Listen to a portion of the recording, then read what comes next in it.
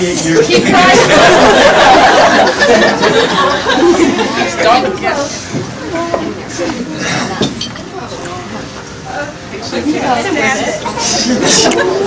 a new dog.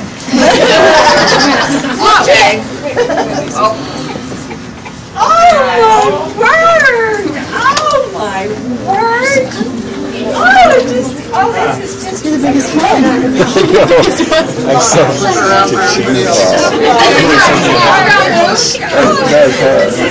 We've been working on this a long time.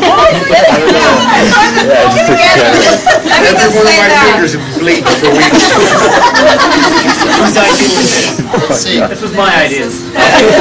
This was John's idea. I believe you had a sleeping bag.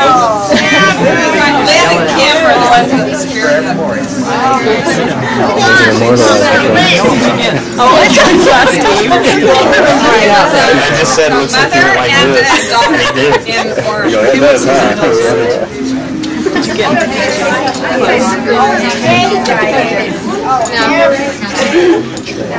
This is going to be so wonderful. Stephen.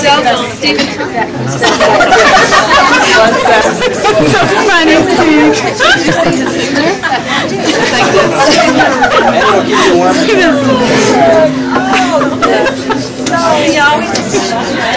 You didn't have a picture, so I didn't actually. That wasn't actually. Stephen, you I think I was trying to get that role.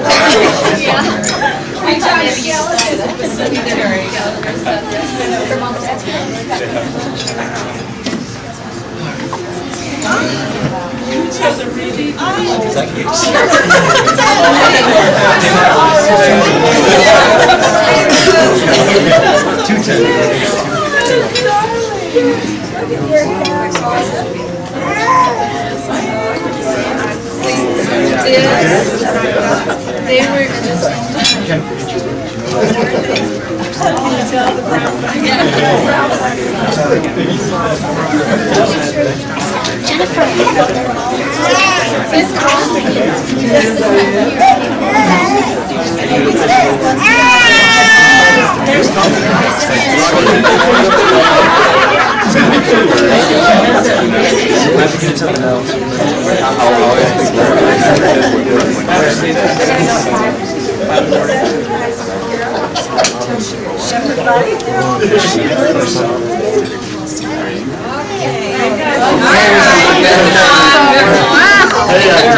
Let's let him read it later. Yeah, read it later. Picture over 1,000 words. You guys, this is just overwhelming. Just absolutely. Well, good. That's what we want. There we go.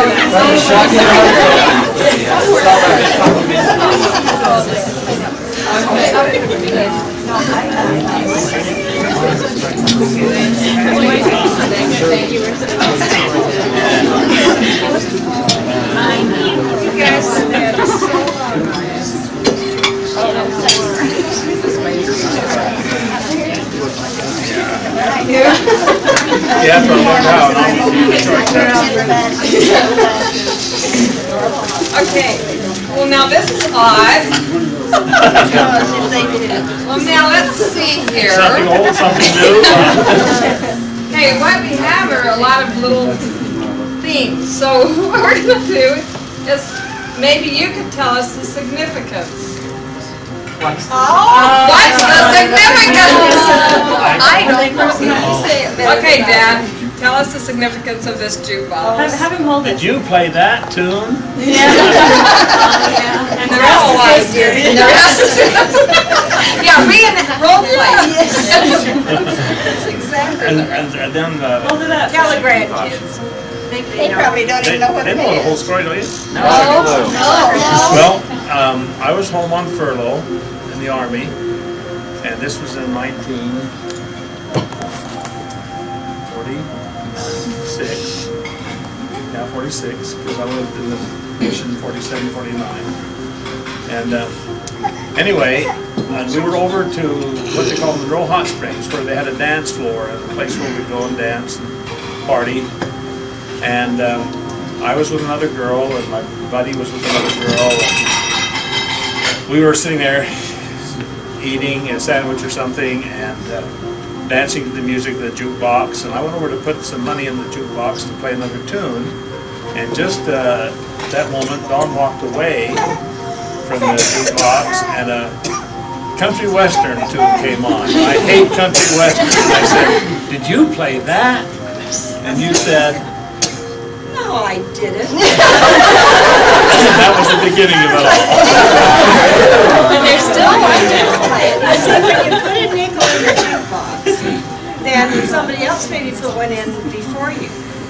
And so it plays that tune first, then it played my tune. And my tune was not a country western, because I don't like it either. Good answer. Good Yeah, answer. good answer. Okay. Okay, what would be the significance of flat shoes or heels? Well, when he called me after, what was a Saturday night, of all nights to call and ask if I had a date. See, this was Friday, the jukebox thing. And my friend said, let's go over to Elsinore, to the American Legion Hall, where we went to dance every Saturday night. At Chittister's. And old Perk Chittister played the piano, and he looked like Quasimodo playing the piano. And there were 2 or 3 other people in this little combo. They made music, and everybody in the whole valley went there every Saturday night. And I thought, well, she would probably have a date. And he says, well, let's call Don and see. So we called. I didn't have a date. I was so embarrassed. I almost wanted to say, sorry, I have a date. But I didn't. Because I knew the fellow, and I talked to him first, his friend. And then I knew he was a pretty nice guy, and he assured me that Scott was a nice guy. And anyway, after we had our little conversation, and I said I'd go, I asked him how tall he was. Now that's a strange thing, I know. But you see, I just got new racing shoes, and they were heels. They were high. And they were my only pair of heels. You might say high heels. And I liked to wear them, but most of the guys around there were short. So I had to be careful where I wore them. So that's why I asked him how tall he was. And then he gave me some, you know, ridiculous number, and numbers don't mean much to me. Like 6 feet. I think I said 17 or something. Anyway, I said okay and hung up, and then I thought, what? And then I didn't know how, I had no clue. I didn't know if he was short or tall.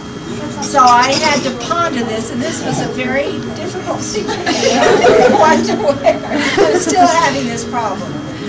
But I decided on the wedges, and when he walked in, and he was nice and tall. In fact, I could see him over everybody on the dance floor. He was the tallest one there. So then I was, you know, safe. So that So was the heel. They're both at the same time. She realized he was wearing wedgies too. Okay, now this is, what could be the significance? Okay. This is scary. Excuse me.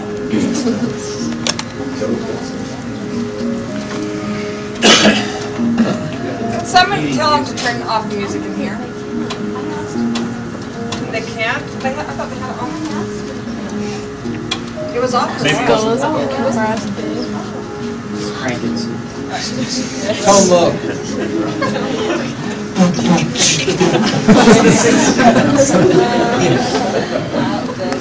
Oh, one day when we were rapping.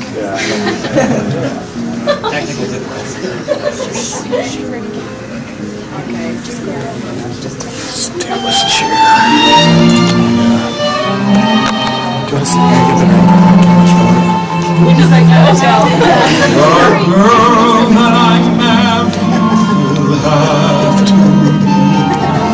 as soft and as pink as a nursery, the girl I call my own will wear satins and laces and smell of cologne. Her nails will be polished, and in her hair she'll wear a gardenia, and I'll be there instead of flitting. I'll be sitting next to her, and she'll purr like a kitten. Okay, Dad.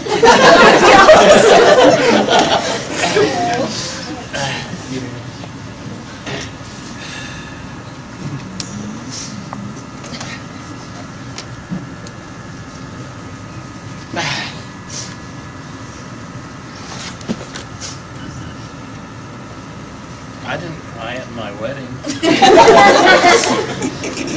I cried at a few other weddings. And I've told this story 2 or 3 times, but every time I would tell it, I'd get a lot of blank faces, so I thought, that must not have been very good. But I'll try again. And I want Stephen to pay close attention to this. He's had different girlfriends, and he's thought he's had quite an attachment to them, and they've been pretty neat, and they've had great testimonies that have all the nice attributes, but he can't decide whether he's in love or not. And the first time I saw Dawn, you heard about with the jukebox, and I was impressed, and I was attracted to her because she was pretty. And when my friend said, well, we asked her to go out tomorrow night, I said, oh, I'm going back in the service, you know, back off my furlough in a few days, and so I torture myself. And but anyway, we called, and she went out. And so on the first day, see, the first time I saw her, I knew I was attracted to her. And I thought, primarily because she was pretty. The second time we went, or the second time I saw her, was when I took her over to the American Legion Hall to dance. And I was impressed enough that I wanted to ask her again. By the third time I saw her, and that's the significance of this song, we were having a chicken fry up the canyon. And by the time the chicken fry was over, and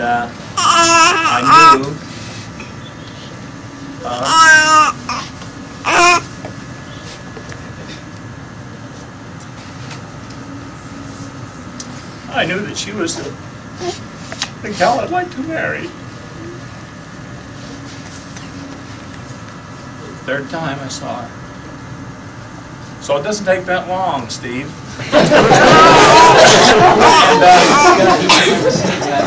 But anyway, yeah, give them at least the third time. And as we were coming home from the chicken fry, we were sitting in the back seat, and I can't remember who was driving because there were 5 or 6 couples up in the canyon, up in the Monroe Canyon. And